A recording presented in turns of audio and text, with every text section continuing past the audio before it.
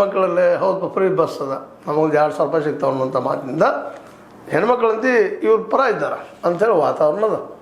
ಈ ನಡುವೆ ಏನಾಗಿಬಿಡ್ತಪ್ಪ ಅಂತಂದ್ರೆ ಈ JDS BJP ಕೂಡಿದ್ರೆ ಇಲ್ಲ ಮುಂದಿನ 2027 ಇವ್ರದ್ದು ಸರ್ಕಾರ ಆಗ್ತದೆ ಅನ್ನೋಂಥ ಒಂದಿಷ್ಟು ಸರ್ವೆಗಳು ಬರಾಕತ್ತಿದ್ವು. ಆ್ಯಂಟಿ ಇನ್ಕಂಬನ್ಸಿ ಒಂದು ಆಡಳಿತದ ವಿರೋಧಿ ಅಲೆ ಆಗುತ್ತೆ ಅಂಥೇಳಿ ಇಲ್ಲಿ ಅನಾಲಿಸಿಸ್ ಸ್ಟಾರ್ಟ್ ಆಗೋದು.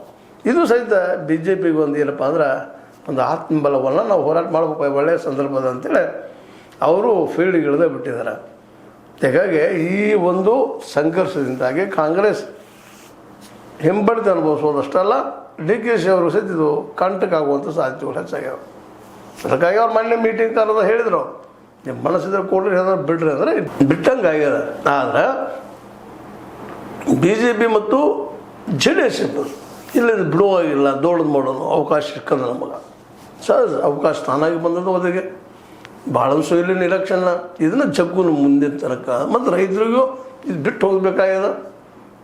ಯಾಕಂದ್ರೆ ಭಾಳಷ್ಟು ರೈತರು ಅದು ರೈತರ ಕೆಲವು ಕೊಡೋರು ಇದ್ದಾರೆ ಇಲ್ಲಂತಲ್ಲ, ಆದರೆ ಅವ್ರಿಗೆ ಇವನ್ನೆಲ್ಲ ಬಹುಸಂಖ್ಯಾತರನ್ನ ಎದುರು ಹಾಕ್ಕೊಂಡು ಕೊಡೋದು ಅಷ್ಟೇ ಕಷ್ಟ ಅದ.